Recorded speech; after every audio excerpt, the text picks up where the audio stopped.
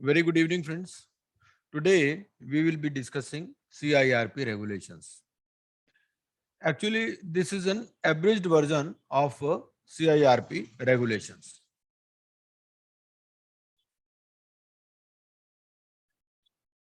Amended up to 13th 11 2020. In case you are having an updated copy of CIRP regulations, then you can download the regulations from IBPI website, because these are what are in our syllabus. Because after 13th of November, there was an amendment in March 2021. So that is not in our syllabus.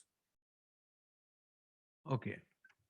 Now, what are the different definitions in CIRP regulations? As we know, application can be filed under section 7 by a financial creditor, under section 9 by an operational creditor, or under section 10 by a corporate applicant on behalf of the corporate debtor.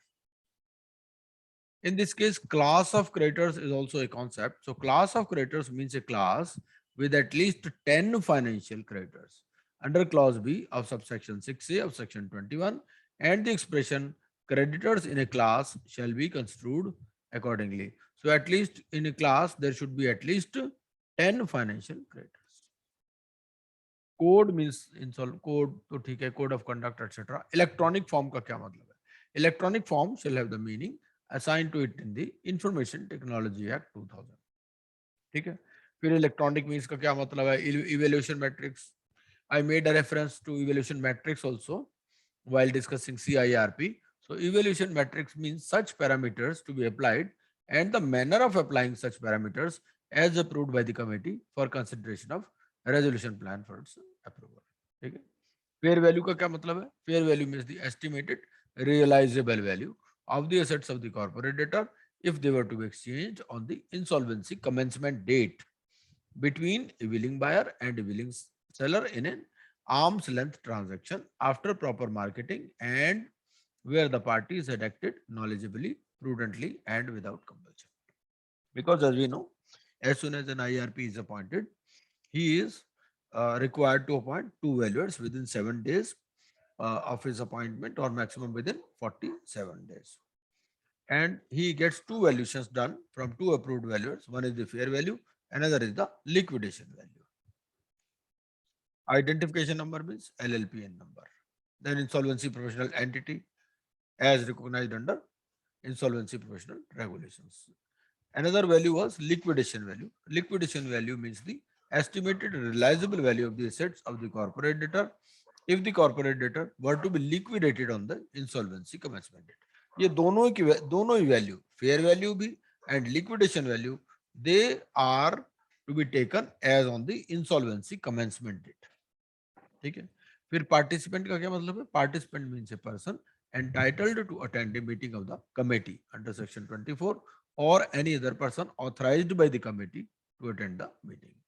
Then registered value means, Sir, what is the difference between fair market value and liquidation value? Will there be a difference? Yes, definitely. Liquidation value is normally much less than the fair value. Fair value means there is no pressure to sell immediately.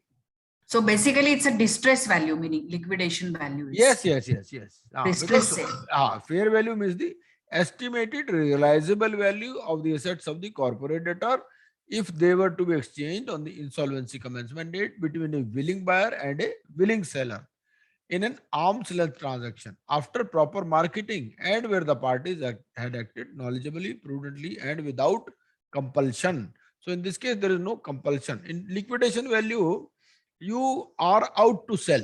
Suppose you are going to a foreign country and your date of departure is fixed, then definitely you would like to sell your car as soon as possible. So in that case, you are going to get liquidation value. Fair value क्या है? Fair value मतलब कि or between two one buyer and one seller, ठीक है, in an arm's length transaction. So fair value is generally much more than the liquidation value. Okay, sir. Thank you. हाँ, ये हो गया. पार्टिसिपेंट हो गया, रजिस्टर्ड वैल्यू और schedule. ठीक है, आगे चलते हैं. सर एक क्वेश्चन है हाँ, पूछे. मतलब ये जो फेयर वैल्यू है, obviously it should be based on going concern concept, correct? Yes, बिल्कुल. हाँ, बिल्कुल. बिल्कुल ठीक है, हाँ हाँ। 2A क्या है? ये रिकॉर्ड और evidence of default by financial creditor. Eligibility for resolution professional, कौन एलिजिबल होगा? Every person, every insolvency professional can not be a resolution professional. भाई इंसॉल्वेंसी प्रोफेशनल कौन है? Insolvency professional is a person जिसने एग्जाम पास किया हुआ है, जिसने एनरोलमेंट किया हुआ है विद आईपीए, और जिसने रजिस्ट्रेशन किया हुआ है विद आईबीबीआई। लेकिन रेजोल्यूशन प्रोफेशनल कौन हो सकता है? उसके लिए कुछ क्राइटेरिया है। पहली बात तो ये कि वो इंसॉल्वेंसी प्रोफेशनल तो होना चाहिए, but every insolvency professional can not be a resolution professional. What are the restrictions? पहला, he shall be eligible to be appointed as a resolution professional for a corporate insolvency CIRP of a corporate debtor if he and all partners and directors of the insolvency professional entity of which he is a partner or director are independent of the corporate debtor। पहली बात तो independence होनी चाहिए, ठीक है। They should not have any connection. अब independent कब होंगे? पहला, अगर वो इफ अगर मान लीजिए उनको इंडिपेंडेंट डायरेक्टर अपॉइंट करना होता उस कंपनी में, तो क्या वो हो सकते थे? This question you have to ask. भाई if he were to be appointed as an independent director in the company in which CIRP is going on, was he eligible? Would he have been eligible? If he is eligible, then he can be a resolution person. Number 2, he is not a related party. Related party is given in section 524. He is not an employee or proprietor or a partner. किसका partner या employee या proprietor? Of a firm of auditors और secretarial auditors in practice और cost auditors of the corporate debtor, ठीक है। और दूसरा, of a legal और कंसल्टिंग फर्म दैट हैज और had any transaction with the corporate debtor amounting to 5%। तो यहाँ पर 5% is material, 5% or more of the gross turnover of such firm in the last 3 financial years, ठीक है। अब आप उस फर्म के ऑडिटर रह चुके हैं, ठीक है, या सेक्रेटरियल ऑडिटर या कॉस्ट ऑडिटर, या you are running a legal or consultancy firm and your turnover from that company is 5% or मोर। 5% मतलब 1/20 हो गया, ठीक है ना। आपकी कंपनी की टर्नओवर 10 lakhs है, 10 lakhs में से आप 2 lakhs उसी कंपनी से ले रहे हैं जिस कंपनी की CIRP होने वाली है, तो फिर आप अपॉइंट नहीं हो सकते, क्योंकि आपका तो 20% वहीं से आ रहा है, ठीक है। तो 5% से कम अगर आ रहा है तो then you can be appointed. अगर 5% या उससे ज्यादा आपकी टर्नओवर वहां से आ रही है उसी फर्म से, तो फिर आप अपॉइंट नहीं हो सकते। सर, ये 5% की जो कंडीशन है वो हाँ। सिर्फ लीगल और कंसल्टिंग फर्म के लिए ही है कि ऑडिटर्स के लिए भी है? नहीं, ऑडिटर का, ऑडिटर में तो है ही नहीं। ऑडिटर तो अगर ऑडिटर है रहे हैं हाँ, आप, तो फिर तो हो ही नहीं सकते। हो ही नहीं और सकते ना। हाँ, हाँ, ठीक है, वो भी ठीक है, इन द ठीक है। लास्ट 3 फाइनेंशियल ईयर्स, पिछले 3 फाइनेंशियल ईयर्स में, अगर ये दोनों के साथ है ये वाली, इन 3 द लास्ट। फाइनेंशियल ईयर दोनों के हाँ साथ है और हाँ 5% खाली लीगल और कंसल्टिंग फर्म के हाँ, साथ। बिल्कुल बिल्कुल बिल्कुल बिल्कुल, यही है, दिस इज द परफेक्ट ठीक अंडरस्टैंडिंग। है। अगला है where the committee decides to appoint the IRP as RP, ठीक है, और रिप्लेस द IRP और replace the RP, it shall obtain the written consent of the proposed RP in form AA of the schedule, ठीक है। तो IRP को RP appoint करना है या रिप्लेस करना है, तो उसकी कंसेंट AA में है।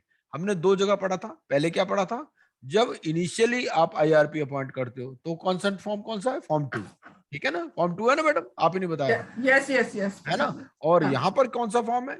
यहाँ पर ये रिप्लेसमेंट की बात हो रही है, जब IRP से RP प्रमोट होना है या आपने RP को रिप्लेस करना है, तो उसके लिए फॉर्म AA है, ठीक है। यस। ये याद है। आगे, a resolution professional shall make disclosure at the time of his appointment and thereafter in accordance with the code, ठीक है। तो जो RP है, he will make disclosure at the time of appointment and thereafter, ठीक है। मतलब appointment के time पर भी और बाद में भी ये डिस्क्लोजर देगा, ठीक है। A resolution professional who is a director or a partner of an IPE shall not continue as a resolution professional in a CIRP if the IPE or any other partner or director represents any of the other stakeholders in the same CIRP, ठीक है। मतलब ऐसा नहीं हो सकता कि एक तरफ तो ये RP बैठा है और उसी एंटिटी का जो दूसरा पार्टनर है या डायरेक्टर है वो दूसरी साइड में बैठा है, ठीक है भाई, मतलब वो फाइनेंशियल क्रेडिटर है, ठीक है भाई।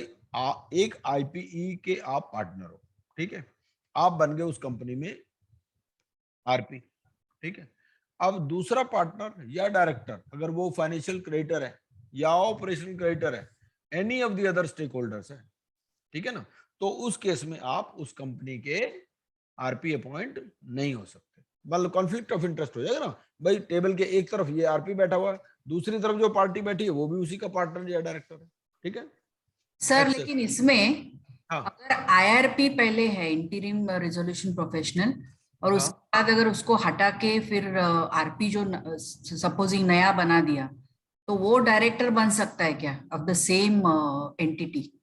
नहीं नहीं नहीं, इसमें क्या लिखा है, इसमें लिखा है हाँ, जो आरपी है, RP who is a director और ए partner of N IPE.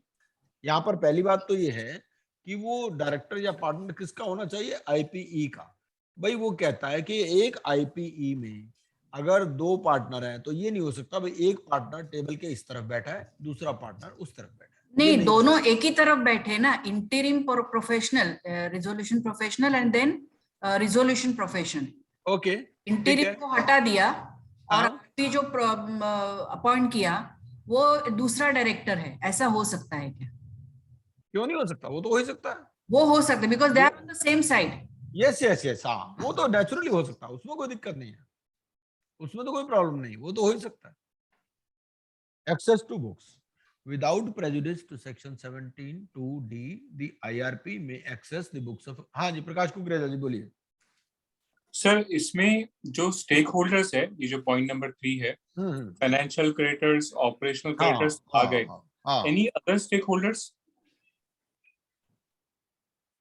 Any of the other stakeholders बोल रहा है, हाँ मतलब तो ये वो, है हाँ कि वो कोई भी स्टेक होल्डर के मतलब नहीं हो सकता। इफ दी मतलब मान लीजिए सर अगर, मतलब सॉरी सॉरी, एम्प्लॉई एम्प्लॉय हाँ हो गया, कोई हाँ क्रेडिटर हो गया, कुछ भी हो गया।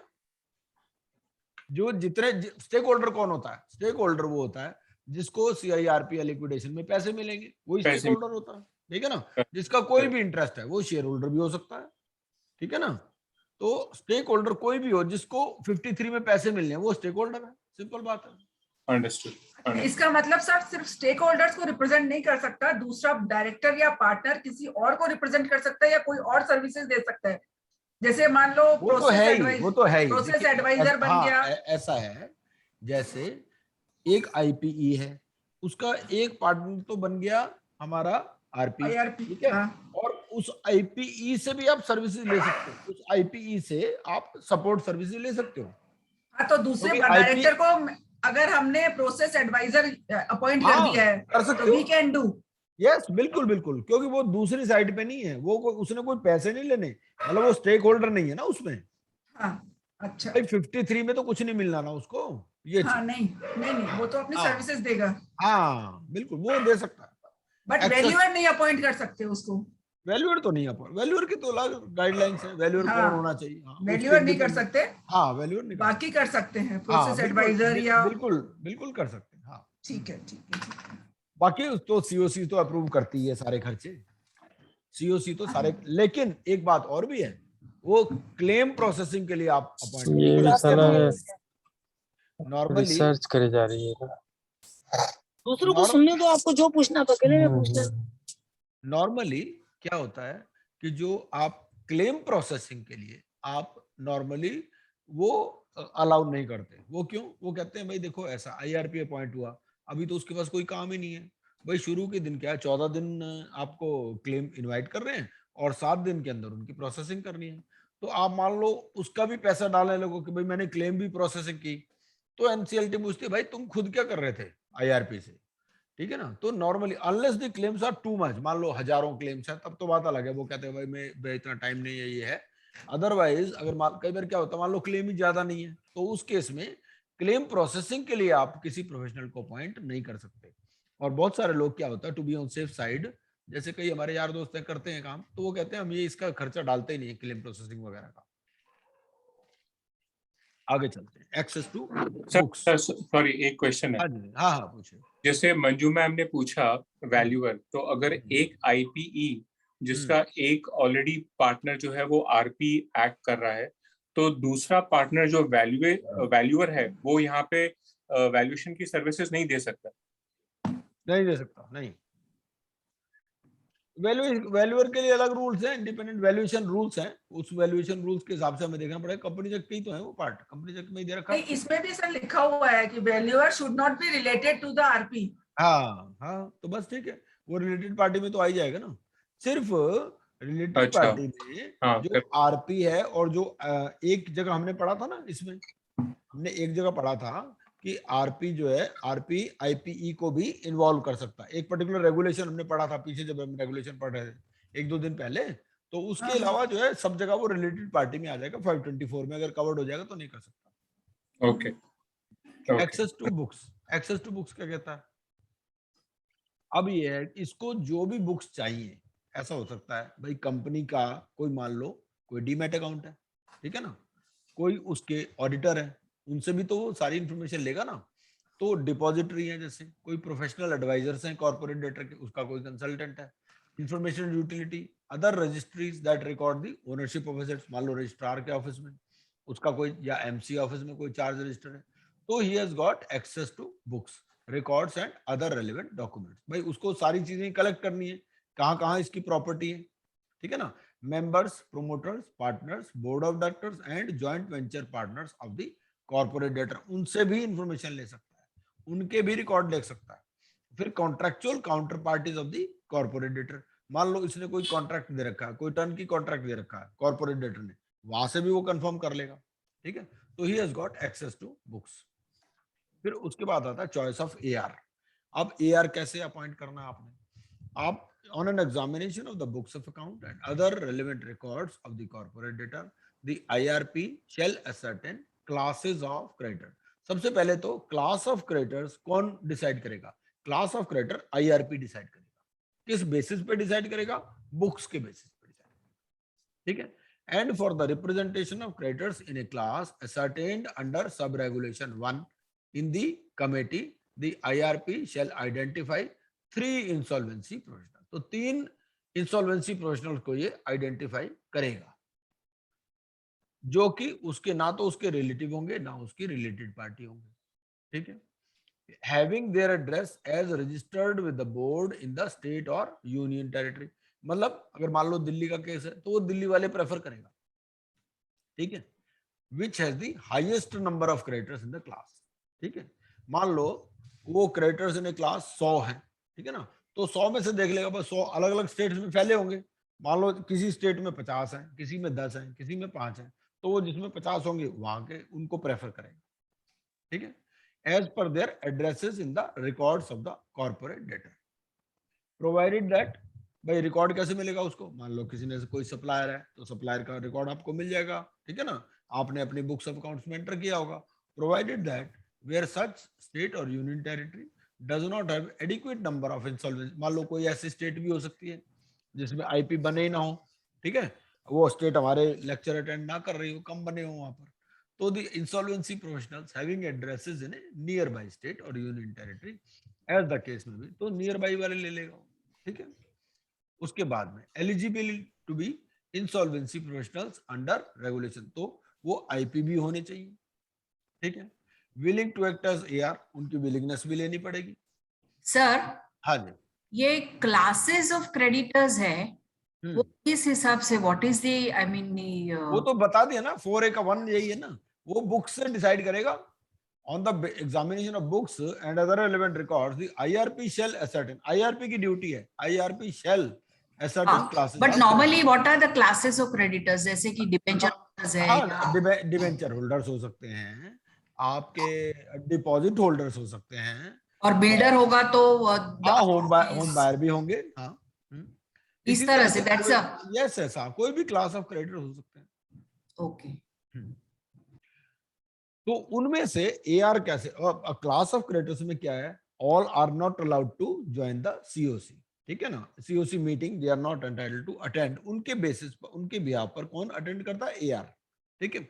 अब इनको 3 चॉइसेस दे देगा, 3 इंसॉल्वेंसी प्रोविजनल आइडेंटिफाई करेगा। उसके रिश्तेदार नहीं होने चाहिए, रिलेटेड पार्टी नहीं होनी चाहिए, एड्रेस उनका जिस जहां पर चल रही है उसके आसपास वाले होने चाहिए, ठीक है।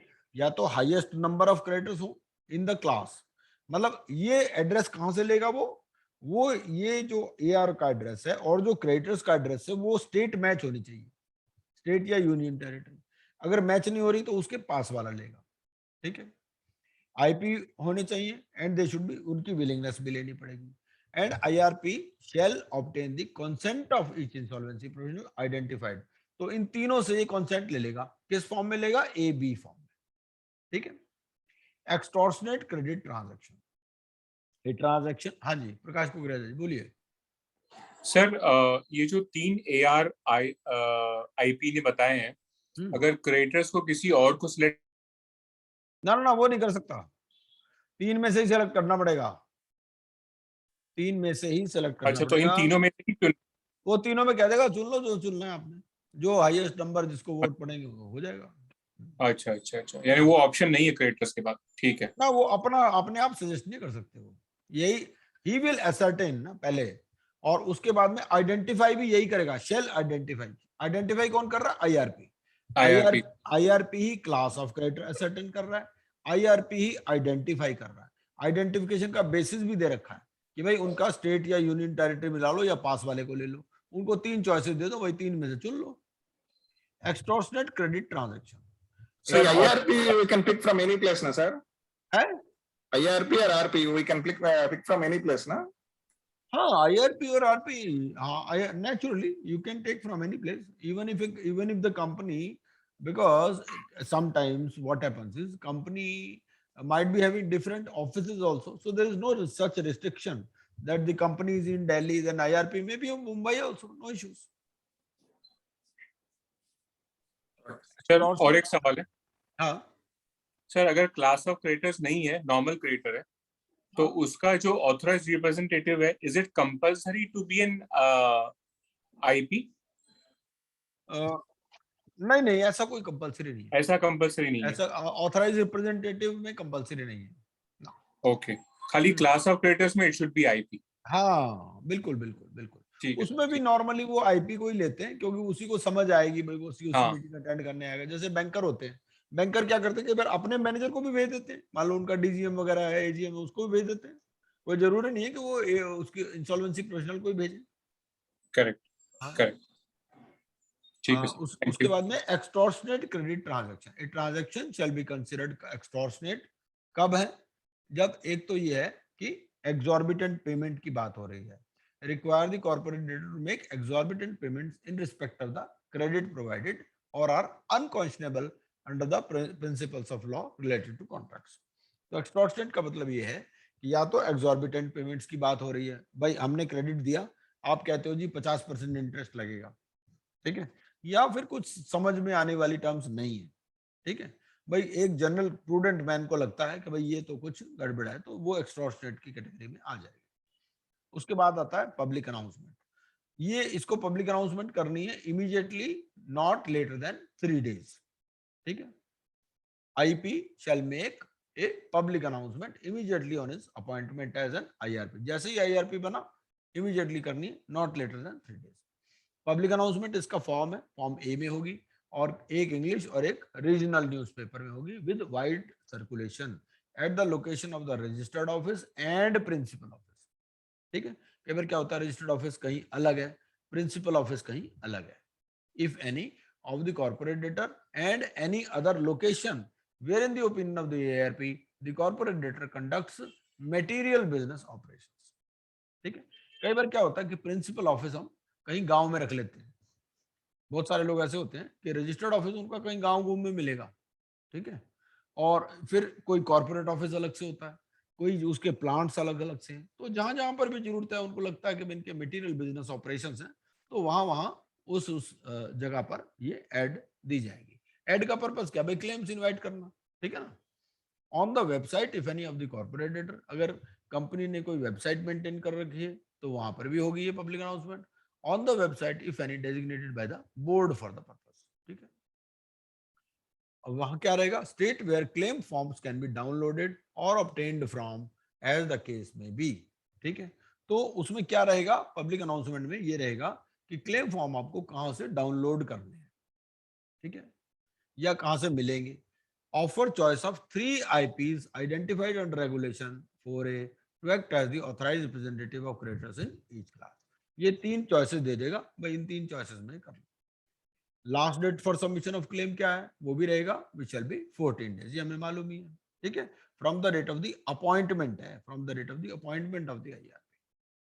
द एप्लीकेंट, अब आप देखो कि अब ये डेट ऑफ अपॉइंटमेंट से ले रहा है, ठीक है, और ये 3 दिन में कर रहा है, तो ऐसा भी हो सकता है कि भाई ये मान लो तीसरे दिन भी तो कर सकता है ना, अगर तीसरे दिन करेगा तो उनको 11 ही दिन मिलेंगे। ठीक है,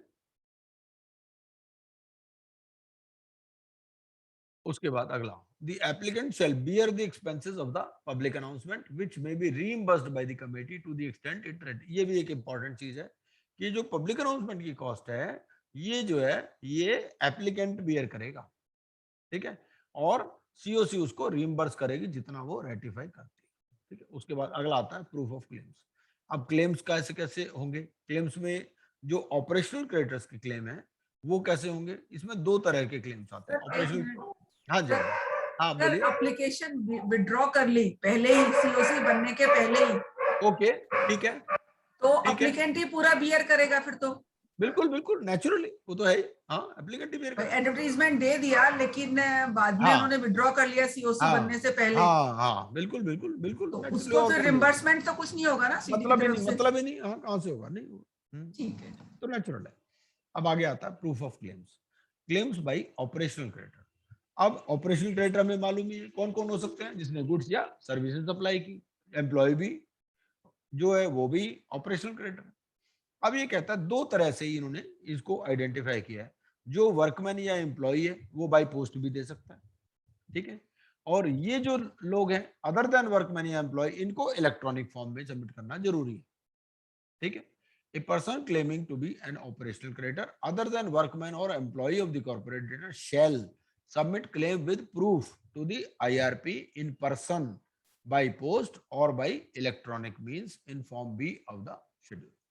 ठीक है, उनके लिए ऑप्शन दे रखी है, पर्सन में भी दे सकते हो, बाई पोस्ट भी दे सकते हो, बाई इलेक्ट्रॉनिक मींस भी दे सकते हो, provided that such person may submit supplementary documents or clarifications in support of the claim before the constitution of the committee। ठीक है, कई बार क्या होता है उनसे और इंफॉर्मेशन मांगते हैं, पहली बार में उसने पूरे क्लेम नहीं दिए, ठीक है, तो वो सप्लीमेंट्री डॉक्यूमेंट्स या क्लैरिफिकेशन भी दे सकता है।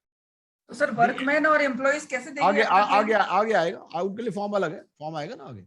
नहीं फॉर्म तो आएगा पर देंगे कैसे, बाय पोस्ट बाय? वो भी आएगा आएगा आएगा। The existence of debt due to the operational creditor under this regulation may be proved on the basis of the records available within information utility। ठीक है, बेसिकली अब इसमें देखो, अब उसने क्या कहा यहाँ पर, ऑपरेशनल क्रेडिटर, ये नीचे आएगा आपका, ये claims by creditors in a class, ये यहाँ पर आएगा ना, ठीक है ना, इसका फॉर्म भी अलग है ना, तो 9 रेगुलेशन में आएगा, ये नीचे आएगा। ये पहले बात कर रहा है आपकी अदर देन एम्प्लॉय या वर्कमैन, ये 7 चल रहा है, 9 में वो उसकी बात भी बताएगा कि हाँ सर, workman। हाँ देखिए, हाँ हाँ ठीक है सर। तो अब इसमें क्या करना है, ये पर्सन में भी दे सकते हैं, बाई पोस्ट भी, बाई इलेक्ट्रॉनिक में भी, फॉर्म बी है इसके लिए। ठीक है, फॉर्म ए किस चीज का था, फॉर्म ए पब्लिक अनाउंसमेंट का था ना, फॉर्म ए, ठीक है, हाँ तो सर। अब आपको याद करना, form A public announcement, form B में operational creditor other than employ और वर्कमैन।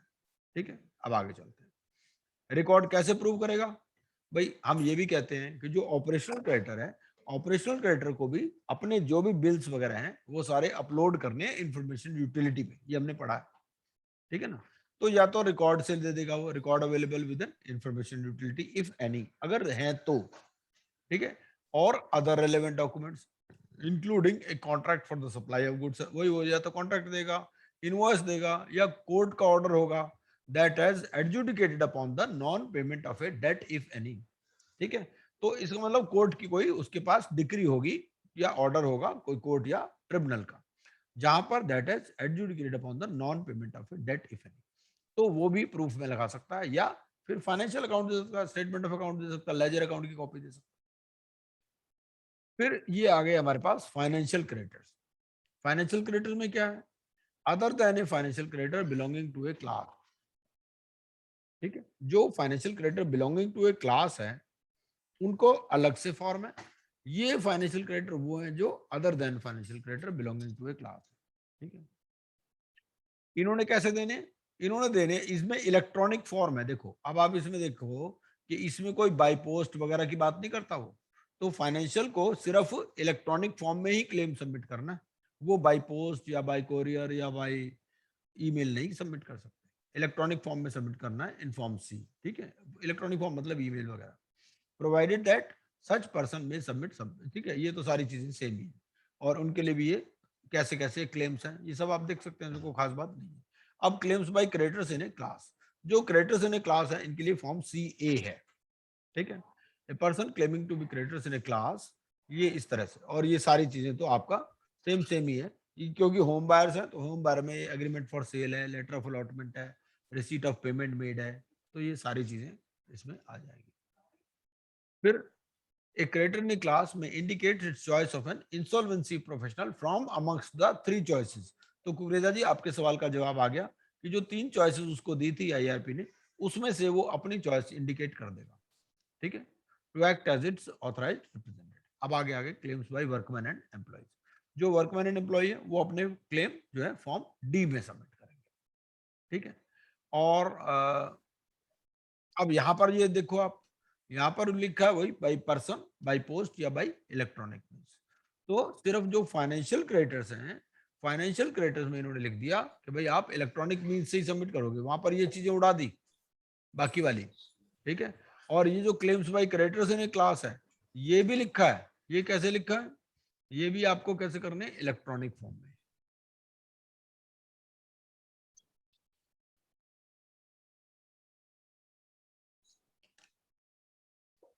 हाँ जी, तो ये भी इसमें claims by creditors in class ये भी आपके इलेक्ट्रॉनिक फॉर्म में ही है।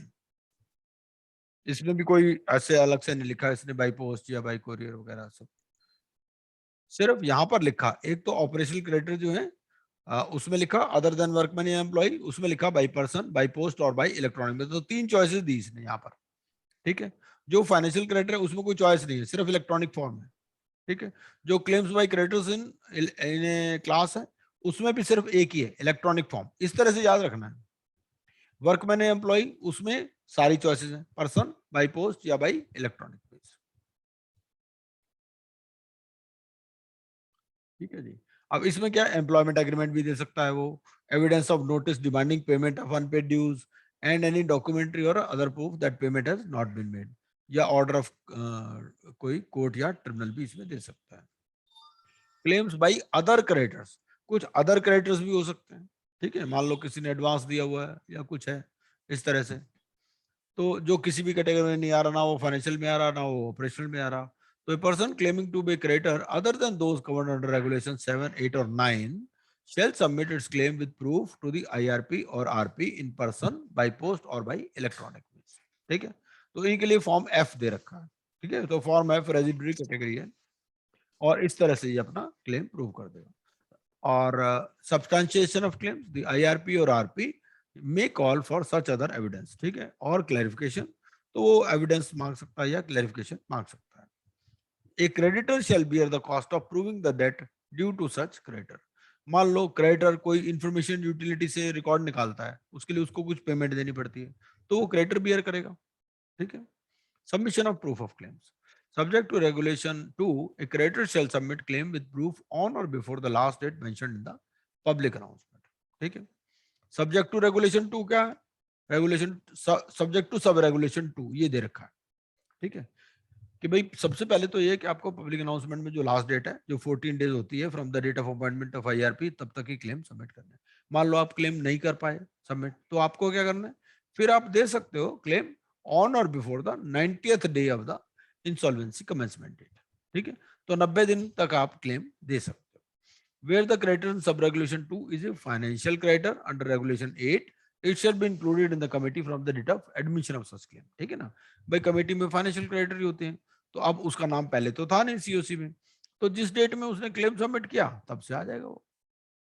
ठीक है, जब से एडमिट हुआ, from the date of admission of such claim, provided that such inclusion shall not affect the validity of any decision. ठीक है, अगर कमेटी कोई पहले डिसीजन ले चुकी है तो इफेक्ट नहीं होगा, नेचुरल है वो तो। वेरिफिकेशन ऑफ क्लेम्स, अब वेरिफिकेशन कैसे होगा? जो आईआरपी है या आरपी है, एज द केस में भी शैल वेरीफाई। अब आरपी का नाम क्यों आ गया? आरपी का नाम इसलिए आ गया क्योंकि 90 दिन तक क्लेम आ सकते हैं। ठीक है ना, इसको तो पहली मीटिंग 30 दिन में करनी है, जब पहली दिन मीटिंग 30 दिन में करनी है, हो सकता है उसमें चेंज भी हो जाए, तो इसीलिए वर्ड आईआरपी और आरपी लिखा। तो ये क्या करेगा? He will verify the claim as on the insolvency commencement. इसके लिए 7 दिन दिए, 14 दिन में पब्लिक नोटिस के आपको क्लेम देने, 7 दिन में जो है इसको वेरीफाई करने हैं। ठीक है, and thereupon maintain a list of creditors. अब वहां पर क्या रहेगा? Names of creditors along with the amount claimed by them, the amount of their claims admitted. देखो दोनों चीजें दे रहा है, पहले दे रहा है क्लेम कितना किया, दूसरा दे रहा है एडमिट कितना किया, और security interest if any in respect of such claims. अगर कोई सिक्योरिटी इंटरेस्ट है, किसी के पास सिक्योरिटी है उस क्लेम की, तो वो भी बात करेगा। And update. ठीक है, अपडेट मतलब जैसे जैसे क्लेम्स आपके आते रहेंगे, अपडेट होते रहेंगे। The list of creditors shall be available for inspection by the person who submitted proofs of claim. ठीक है, आगे available for inspection by members, partners, directors and guarantors of the corporate debtor, वो भी inspect कर सकते हैं। और CD की वेबसाइट पर भी डिस्प्लेड होगी ये list, filed on the electronic form platform of the board for dissemination on its website. ठीक है, उसके बाद एप्लीकेबल टू CIRPs ऑनगोइंग और कमेंसिंग ऑन और आफ्टर 13/11/2020, क्योंकि इसमें जो हमारे सिलेबस के हिसाब से जो लास्ट अमेंडमेंट हुआ वो 13 नवंबर को हुआ था। तो उस केस में क्या है कि ये जो CIRP इस डेट को चल रही है इस अमेंडमेंट को, तो ये हमें क्लेम्स जो है ये एडजुडिकेटिंग अथॉरिटी के पास भी फाइल करने। ठीक है, and presented at the first meeting of the committee. ठीक है, जो लिस्ट है, लिस्ट हमें कहाँ फाइल करनी है? एडजुडिकेटिंग अथॉरिटी के पास भी करनी है, और जो फर्स्ट मीटिंग ऑफ कमेटी होगी वहां पर भी देनी है। उसके बाद determination of amount of claim. अब मान लो जो अमाउंट क्लेम्ड है वो प्रिसाइज नहीं है, कोई कॉन्टिजेंसी है। हाँ जी, where the amount claimed by a creditor is not precise due to any contingency or other reason। ठीक है भाई, अमाउंट आपका प्रिसाइजली डिफाइन नहीं हो सकता। ठीक है, तो उस केस में क्या होगा? ये क्या करेगा? He will make the best estimate of the amount of claim based on the information available with him. ठीक है, अगला द IRP और RP as the case may be shall revise the amounts of claims admitted, including the estimates of claim, as soon as may be practicable when he comes across additional information warranting such revision। ठीक है, तो जब उसको और information मिलेगी तो उसके base पे वो रिवाइज भी कर देगा। अगर कोई डेट्स इन फॉरेन करेंसी है तो वो इंडियन करेंसी में वैल्यू होंगे at the official exchange rate as on the insolvency commencement. तो ऑफिशियल एक्सचेंज रेट क्या है? It is the reference rate published by the RBI or derived from such reference rates. COC with only operational creditor. भाई हमने क्या पढ़ा है? हमने ये पढ़ा है कि फाइनेंशियल क्रेडिटर COC में आते हैं। ठीक है, लेकिन अगर कोई डेट, चाहे वो फाइनेंशियल क्रेडिटर सिक्योर्ड हो या अनसिक्योर्ड हो, सब आ जाएंगे ना? बिल्कुल आता है, सब आते हैं, सिर्फ रिलेटेड पार्टी जो है वो नहीं आते, वो नहीं आएगा, उनको वोटिंग राइट नहीं होता। Committee with only operational creditors. अगर मान लो किसी कोई डेट फ्री कंपनी है, सिर्फ उसमें ऑपरेशनल क्रेडिटर ही है, तो क्या होगा? वो कहता है where the corporate debtor has no financial debt और where all financial creditors are related parties. ठीक है ना, तो the committee shall be set up in accordance with this regulation. तो ऐसे कमेटी बनाई जाएगी। कैसे? 18 लार्जेस्ट ऑपरेशनल क्रेडिटर ले लेंगे बाय वैल्यू। ठीक है, provided that if the number of operational creditors is less than 18 the committee shall include all such operational creditor. मान लो 18 भी नहीं है, मान लो 5 ही है, तो 5 इंक्लूड कर लेंगे। एक रिप्रेजेंटेटिव होगा by all workman other than those workman included under sub clause A. भाई ऐसा है, ऑपरेशनल क्रेडिटर में वर्कमैन भी आते हैं, एम्प्लॉयज भी आते हैं, तो अगर कोई वहां पर इंक्लूड हो गया तो फिर यहाँ पर इंक्लूड नहीं होगा, अगर वहां इंक्लूड नहीं हुआ तो यहाँ पर आ जाएगा। तो एक रिप्रेजेंटेटिव होगा elected by all employees other than those employees included under sub clause A. ठीक है, तो एक वर्कमैन और एक एम्प्लॉयज का representative. A member of the committee formed under this regulation shall have voting rights in proportion of the debt due to such creditor or debt represented by such representative as the case may be to the total debt। ठीक है, तो जो इसका voting right कैसे होगा, क्योंकि इसमें कोई फाइनेंशियल क्रेडिटर तो है नहीं, तो 18 जो उसका डेट है उसी propose to the total debt. भाई देखो अब टोटल डेट होगा क्या, या इसमें कैपिटल होगी या लोन होंगे, ठीक है ना। तो अब फाइनेंशियल लोन तो कोई है नहीं, तो ऑपरेशनल क्रेडिटर ही है। जब ऑपरेशनल क्रेडिटर हैं तो ऑपरेशनल क्रेडिटर को टोटल कर लेगा, वो टोटल में से जितना उसका मान लो राइट है, वोटिंग राइट, उसके हिसाब से उसका कितना लेना है। मान लीजिए टोटल डेट है 50 करोड़ रुपए, ठीक है। अब 50 करोड़ रुपए में से एक का है 5 करोड़ रुपए, तो उसको 10% वोटिंग राइट मिल जाएगा, इस तरह से, ठीक है। Explanation for the purpose of this sub regulation, total date का क्या मतलब है। Total debt is the sum of the amount due to the creditors listed in sub regulation 2A. 2A में कौन से हैं, 18 largest operational creditor, ठीक है, and the amount of the aggregate debt due to workman under sub regulation 2B, ठीक है। वो ये कहता है एक रिप्रेजेंटेटिव हो जाएगा other than those workmen included under sub clause A, या तो ऊपर वालों में इंक्लूड कर लो। भाई ऐसा भी तो हो सकता है ना कि भाई जो है आपके एम्प्लॉयज जो वर्क जो क्रेडिटर है वही 18 से ज्यादा हो, ठीक है, तो उसमें तो 18 लार्जेस्ट वहां से कैलकुलेट कर लेगा। लेकिन अगर मान लो 18 क्रेडिटर है नहीं, 5 ही क्रेडिटर हैं, तो यहाँ से भी ले लेगा, वो उसमें भी इंक्लूड कर लेगा। Sir voting right can be in fractional also ना। वोट देखिए ऐसा होता है कि वोटिंग राइट में टोटल 100, टोटल आपको तो 100 करना है, तो 100 में से जितना भी जो मैथमेटिकल कैलकुलेशन में आएगा उतना ही होगा। Every vote is assigned A value, और ये पहले ही कैलकुलेशन हो जाता है आपका। ये जो क्लेम्स आ गए, क्लेम्स के हिसाब से यहाँ पर पता चल गया भाई यहाँ कोई फाइनेंशियल डेट तो है नहीं, only operational creditor is there, तो operational creditor plus 1 representative of workman, 1 representative of employees, ठीक है। मान लीजिए एक कंपनी में टोटल जो ऑपरेशनल डेट है वो 70 करोड़ रुपए का है, ठीक है। 50 करोड़ रुपए के आपके ऑपरेशनल क्रेडिटर हैं, 10 करोड़ रुपए के आपके वर्कमैन ड्यूज हैं, 10 करोड़ रुपए आपके एम्प्लॉयज के ड्यूज, ठीक है। तो 70 में क्या करेगा, 50/70, तो 50/70 इंटू 100 जो आएगा वो परसेंटेज, वो उसका वोट शेयर होगा, इस तरह से। A committee formed under this regulation and its members shall have the same rights, powers, duties and obligations as the committee comprising financial creditors and its members, ठीक है। तो अब authorized representative, IRP shall select the insolvency professional who is the choice of the highest number of financial creditors in the class in form CA, तो जिसको सबसे ज्यादा लोगों ने चूज किया उसको वो कर लेगा, ठीक है, to act as the AR of the creditors in the representative class, respective class, provided that the choice for an insolvency professional to act as authorized representative in form CA received under sub-regulation 2 of regulation 12 shall not be considered, ठीक है। इसका क्या मतलब है, इसका मतलब ये है कि भाई किसी आदमी ने क्लेम बाद में सबमिट किया तो उसकी चॉइस को कंसीडर नहीं किया जाएगा, उससे पहले जो जितने का क्लेम आ गया उसमें से जिन्होंने एआर चूज कर लिया वो होगा, ठीक है। तो लेट कमर्स को कंसीडर नहीं किया जाएगा। The IRP shall apply to the adjudicating authority for appointment of the AR selected under sub-regulation 1. अब IRP ने अप्लाई करना है adjudicating authority को, भाई इसको AR अपॉइंट कर दो, ठीक है, within 2 days of the verification of claims received under sub-regulation 1 of regulation, ठीक है। तो 2 दिन के अंदर इसको अप्लाई करना। और अगर मान लो डिले हो गया in appointment of AR for any class of creditor, it shall not affect the validity of any decision taken by the committee, ठीक है। The IRP shall provide the list of creditors in each class to the respective AR appointed by the adjudicating authority. अब ये क्या करेगा, ये list उसको दे देगा AR को कि भाई ये आपकी क्लास के क्रेडिटर्स हैं, ठीक है। The IRP or the RP as the case may be shall provide an updated list of creditors in each class, ठीक है। तो उनको जब जब लिस्ट अपडेट होती रहेगी तब तक उनको ये लिस्ट देता रहेगा। आगे चलते हैं। Clarification: the authorized representative shall have no role in receipt or verification of claims of creditors of the class he represents.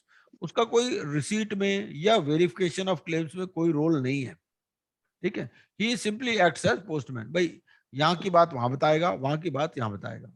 भाई एआर जो है उनसे कंसल्ट करके भाई तुम्हारा क्या ओपिनियन है इस पर्टिकुलर रेजोल्यूशन पे, वो चीज वो आईपी को बता देगा, इतना ही रोल है।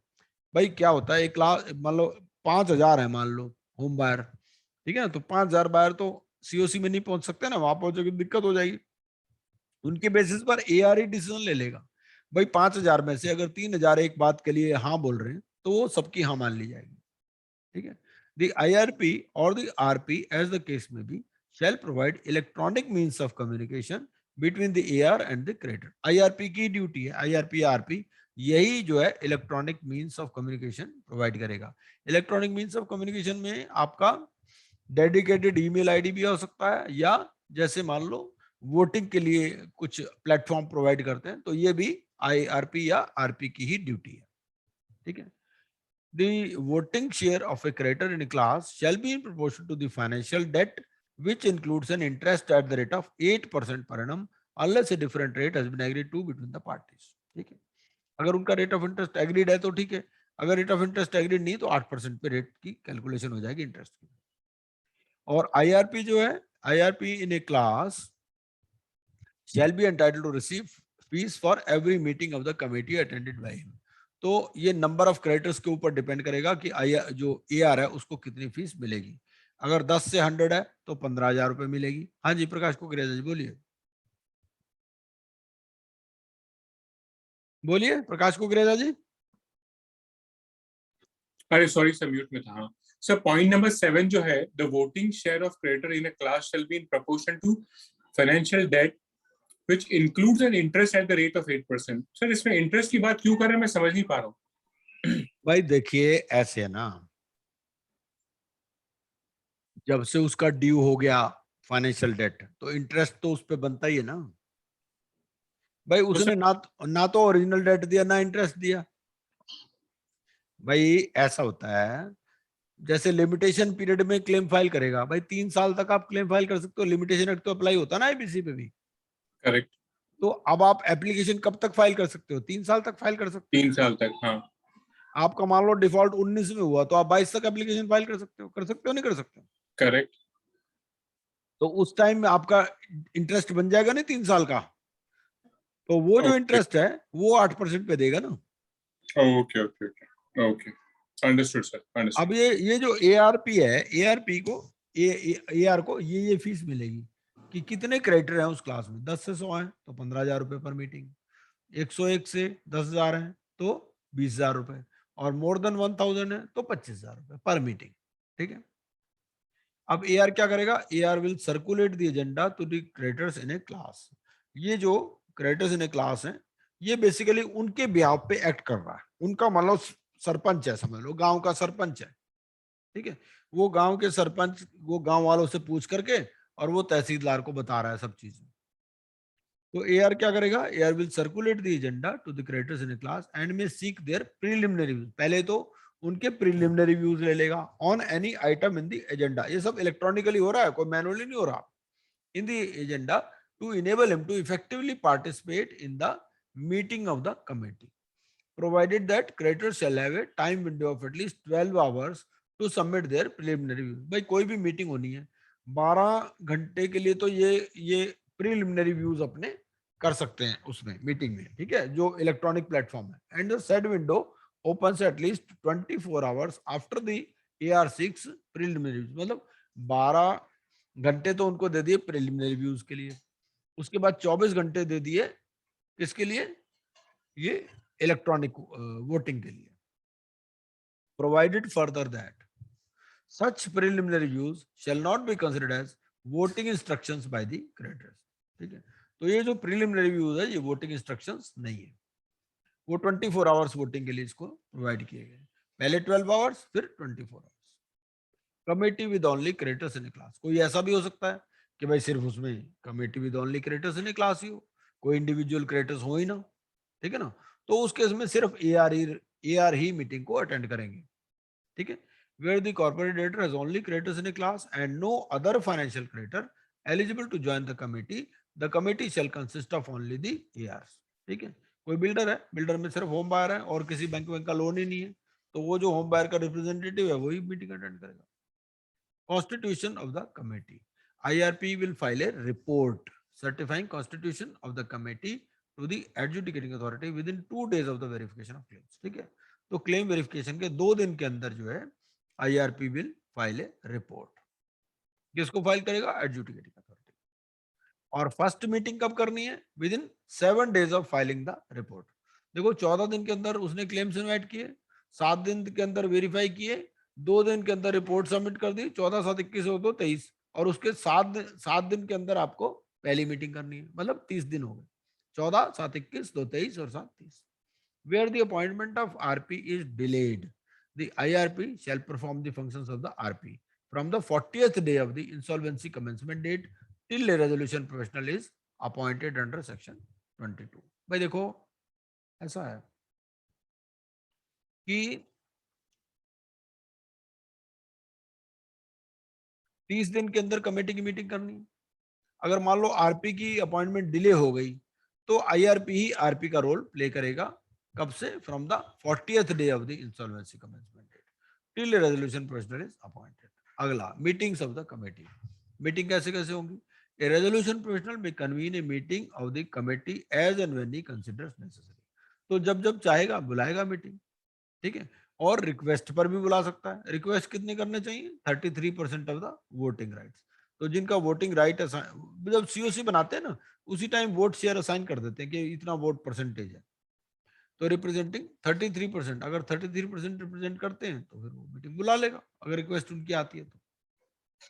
Subject to this regulation, a meeting of the committee shall be called by giving not less than 5 days notice in writing.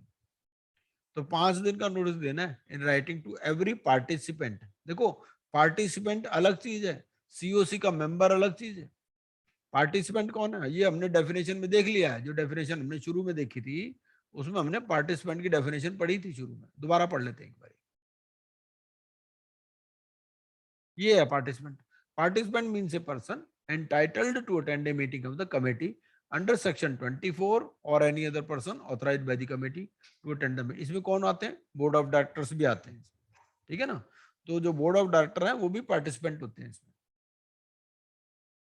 जो ऑपरेशनल क्रेडिटर हैं जिनका 10% से ज्यादा शेयर है वो भी पार्टिसिपेंट होते हैं, वोटिंग राइट नहीं होता उनको।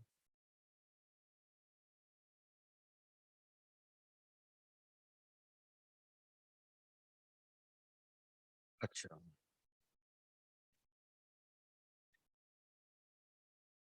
ये तो हो गया नहीं हमारा, ये तो हो गया ना। ऐसा हो चुका।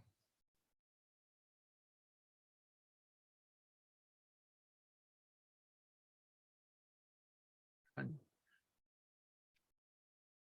At the address it has provided to the RP, ठीक है। And such notice may be sent by hand delivery। ये नोटिस कैसे भेजना है? हैंड डिलीवरी से, by post, but in any event be served on every participant bye electronic means, ठीक है। लेकिन आपको ईमेल तो भेजनी ही भेजनी है, ठीक है।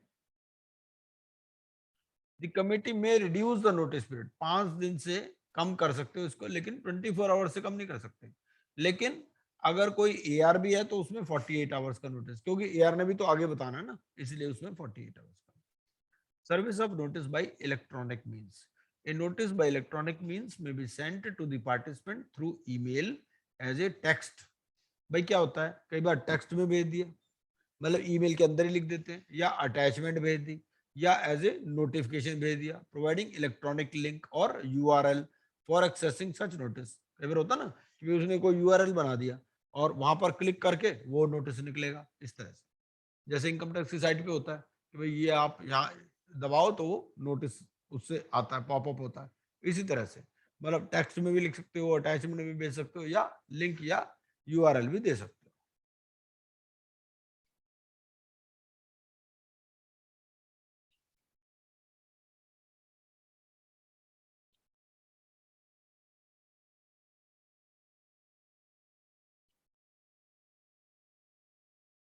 अभी देखते हैं क्या कहता है जी।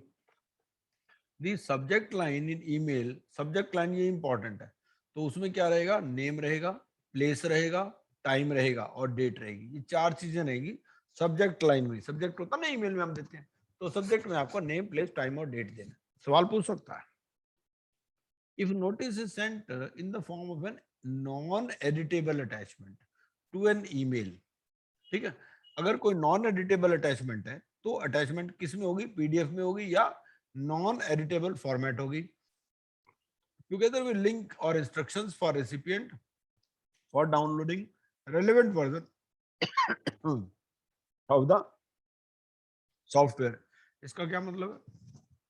ये फिर क्या होता है, जैसे पीडीएफ है, एडोब एक्रोबैट वर्जन 4, 5 जो भी हो सकता है, ठीक है ना, तो उसमें वो जिस वर्जन में वो दे रहा है उसका लिंक या इंस्ट्रक्शन भी देगा कि वो उसको डाउनलोड करने के लिए, ठीक है।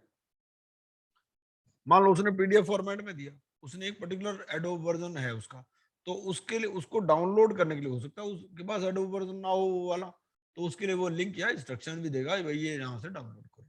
When notice or notifications of availability of notice are sent by an email, the RP shall ensure that uses a system which produces confirmation of the total number of recipients emailed.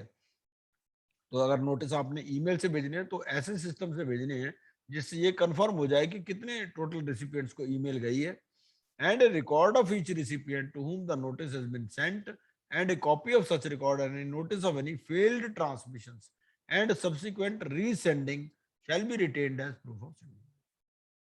जब बार एक failure होता है ना, failure notice आ जाता है, तो उसके बाद दोबारा भेजिएगा और दोबारा भेज दिया जाएगा तो मान लिया जाएगा कि सेंड हो गया, लेकिन उसको रिकॉर्ड रखने पड़ते हैं। कोई बाद में डिस्प्यूट कर देता मुझे तो नोटिस ही नहीं दिया जी, इसलिए the obligation of the RP shall be satisfied when he transmits the email, and he shall not be held responsible for a failure in transmission beyond its control.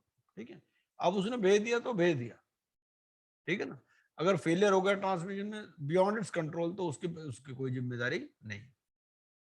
The notice made available on the electronic link or URL shall be readable, and the recipient should be able to obtain and retain copies, and the resolution professional shall give the complete uniform resource locator or address of the website and full details of how to access the document or information. ठीक है, अगर कोई participant है other than A member of the committee, भाई दो type के लोगों को नोटिस जा रहा है, कुछ तो सीओसी के मेंबर हैं, कुछ सिर्फ पार्टिसिपेंट है, ठीक है।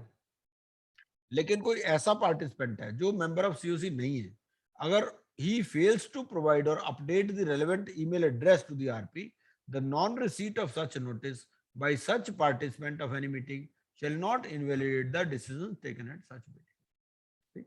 अब उसने अपना ईमेल एड्रेस ही नहीं दिया या उसका ईमेल एड्रेस चेंज हो गया, वो अपडेट नहीं कराया, उसको कोई नोटिस नहीं मिला, तो उससे वहां पर जो डिसीजन हुए उस पर कोई फर्क नहीं पड़ेगा।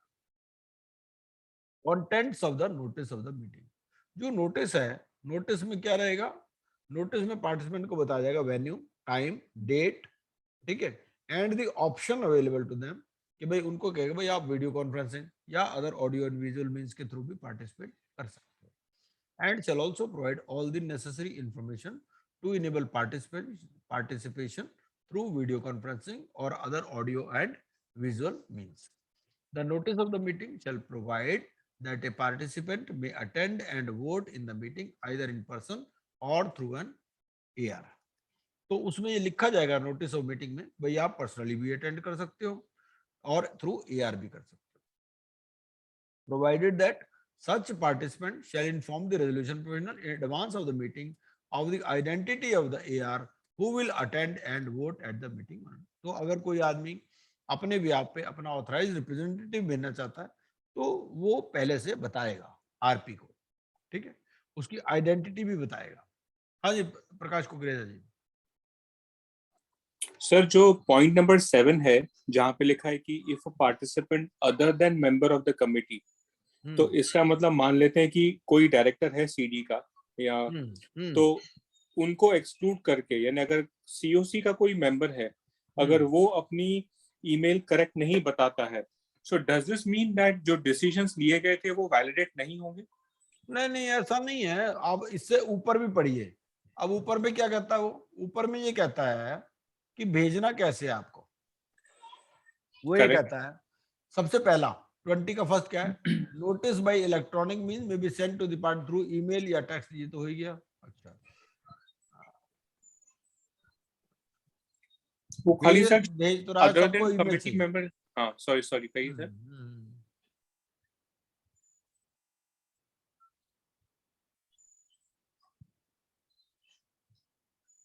भाई बेसिकली क्या है, वो चैलेंज नहीं कर सकते, आप यही समझो इसको कि भाई वो जो है वो चैलेंज नहीं कर पाएंगे। सीओसी वाले तो, इसका तो मतलब यही है कि भाई अदर देन सीओसी को उतनी इंपॉर्टेंस नहीं दे रहा है ये, जितना सीओसी मेंबर्स को दे रहा है। Other than A member of the committee लिखा है ना। करेक्ट। इसका मतलब पता क्या है, इसका मतलब ये है कि आरपी उससे पूछेगा, इससे पूछने की भी जरूरत नहीं है। इतना ही मतलब मुझे समझ में आता है 7 का। ओके ठीक है जी। ओके हाँ, ठीक ठीक। उससे पूछेगा नहीं वो, बता दिया नहीं प्रोवाइड कराया, बाउंस हो रही है, जाने देगा। मेंबर ऑफ द कमिटी को अलग से पूछेगा भी, यही है। करेक्ट करेक्ट सर, समझ गया। The notice of the meeting shall provide that a participant may attend and vote in the meeting either in person through an authorized, जी ठीक है। तो ये इसको पहले से बता देगा, आइडेंटिटी भी बताएगा उसकी। अगला नोटिस में क्या क्या रहेगा, एक तो list of the matters to be discuss, भाई क्या मैटर डिस्कस होने हैं, जिस इशू कौन कौन से हैं जिस पर वोटिंग होनी, copies of all documents relevant to the matter to be discussed and the issues to be voted upon at the meeting, ये सारी चीजें उसमें रहेंगी। ठीक है। The notice of the meeting shall state the process and manner for voting by electronic means and the time schedule, including the time period during the which votes may be cast. तो ये कब से कब तक भी voting open रहेगी, ये सारी बातें इसमें बताई जाएंगी। लॉगिन आईडी दिया जाएगा, details of A facility for generating password and for keeping security and casting of vote in A secure manner. ठीक है। तो नॉर्मली एक इलेक्ट्रॉनिक वोटिंग एजेंसी हायर कर लेते हैं, बहुत सारे सीएस ने भी ये काम शुरू किया हुआ, तो वो ये काम करते हैं। Provide contact details of the person who will address the queries connected with the electronic voting। मतलब एक आदमी का कॉन्टैक्ट डिटेल भी देते हैं, भाई इलेक्ट्रॉनिक वोटिंग में किसी को प्रॉब्लम आ रही है, कोई क्वेरीज है तो उससे पूछ सकते। कोरम कितना होगा, कोरम होगा अगर 33% है जो प्रेजेंट है, आइदर इन पर्सन और बाय वीडियो कॉन्फ्रेंसिंग और other audio and visual means. ठीक है। तो पर्सन वाले भी काउंट होंगे, वीडियो कॉन्फ्रेंस से जो कर रहे हैं या other audio and visual means से कर रहे हैं। ऑडियो एंड विजुअल है, ऑडियो नहीं है खाली, ऐसा नहीं कि किसी में विजुअल ना हो सिर्फ ऑडियो तो नहीं चलेगा। ठीक है। Provided that the committee may modify the percentage of voting right required for quorum in respect of any future meetings of the committee. 33% है, लेकिन अगर 33 भी नहीं आते तो कई बार वो कह देते हैं भाई जितने प्रेजेंट है वही कोरम मान लिया जाएगा। ठीक है। Where a meeting of the committee could not be held for want of quorum unless the committee has previously decided otherwise, तो एडजर्नमेंट कैसे होगी, एडजर्नमेंट होगी same time and place on the next day. ठीक है।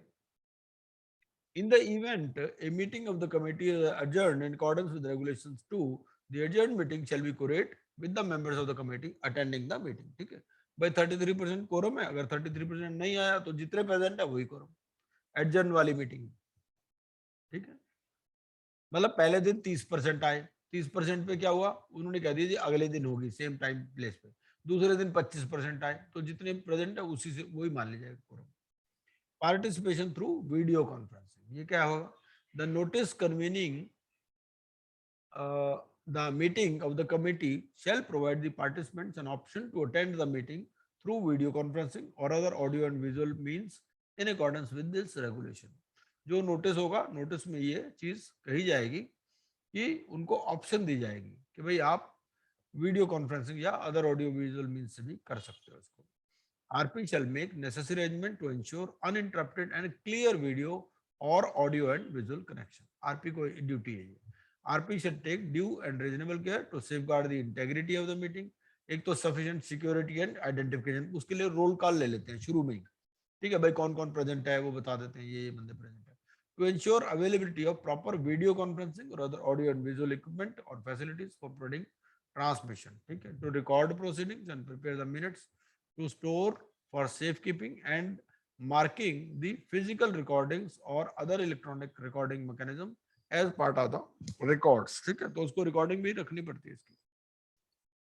To ensure that no person other, तो अब ये है कि भाई कोई अनऑथराइज्ड अटेंडी नहीं आए उसमें। ठीक है ना, जो भी इंटेंडेड पार्टिसिपेंट्स हैं वही सिर्फ अटेंड करें। ठीक है। और वो ये भी होना चाहिए they are able to hear and see if applicable the other participants clearly during the course of the meeting. तो दूसरों को भी आप एक दूसरे को देख सकें, इस तरह से मीटिंग करनी है। लेकिन मान लो कोई ब्लाइंड है तो they may make request to the RP to allow a person to accompany him at the meeting, ठीक है। कोई डिफरेंटली एबल्ड है, मान लो सुन नहीं सकता कोई, ठीक है ना, तो वो दूसरे को ले आएगा साथ में। Where a meeting is conducted through video conferencing or other audio and visual means, the scheduled venue of the meeting as set forth in the notice convening, which shall be in India, shall be deemed to be the place of the meeting. मान लो video हो रही है, video conferencing के through हो रही है, ठीक है। वो ये कहता है कि जहां पर ये हो रही है, ठीक है ना, वो वही प्लेस ऑफ द मीटिंग मान लिया जाएगा। And all recordings of the proceedings at the meeting shall be deemed to be made at such place, ठीक है। कंडक्ट ऑफ मीटिंग, आरपी जो है वो चेयरपर्सन होगा। सबसे पहले क्या करेगा, रोल कॉल लेगा, ठीक है। व्हेन एवरी पार्टिसिपेंट अटेंडिंग, वो अपने आप को आइडेंटिफाई करेगा, अपना नाम बताएगा, पहले बताएगा भाई मैं मेंबर ऑफ द कमेटी हूं या मैं कोई दूसरा पार्टिसिपेंट हूं, ठीक है। क्या मैं मेंबर, किसी मेंबर या ग्रुप ऑफ मेंबर्स को प्रेजेंट कर रहा हूँ, लोकेशन में कहाँ से पार्टिसिपेट कर रहा हूँ, कि उसको एजेंडा मिल गया, रेलेवेंट मटेरियल मिल गए, ठीक है। And that no one other than him is attending or has access to the proceedings of the committee meeting at the location of that person, कि और कोई आदमी उसको अटेंड नहीं कर रहा है, वो ही अटेंड कर रहा है, ठीक है। तो रोल कॉल के बाद क्या होगा, RP will inform the participants of the names of all persons who are present, वो बता देगा भाई 5 लोग प्रेजेंट है यहाँ पर, ठीक है। और फिर कहेगा भाई कोरम कंप्लीट है कि नहीं, ठीक है। और ये कोरम जो है पूरी मीटिंग के अंदर रहना है, ऐसा नहीं कि भाई शुरू में है बाद में कम हो गया, वो नहीं, पूरी मीटिंग में ये कोरम प्रेजेंट रहना है। From the commencement of the meeting till its conclusion, no person other than the participants and any other person whose presence is required by the RP shall be allowed access to the place, ठीक है। तो उस पे वहां पर किसी की भी access other than authorised people allowed नहीं होगी, ठीक है। और मिनट्स बनाए जाएंगे, जो भी कमेटी के मिनट्स होंगे वो बनाए जाएंगे, ठीक है। And RP shall circulate the minutes of the meeting, ये इलेक्ट्रॉनिक मीन से, ईमेल से विद इन 48 आवर्स इसको सर्कुलेट करने मिनट्स मीटिंग है, ठीक है। फिर उसके बाद आता है वोटिंग बाय कमेटी, इसको कल करते हैं, ठीक है ना।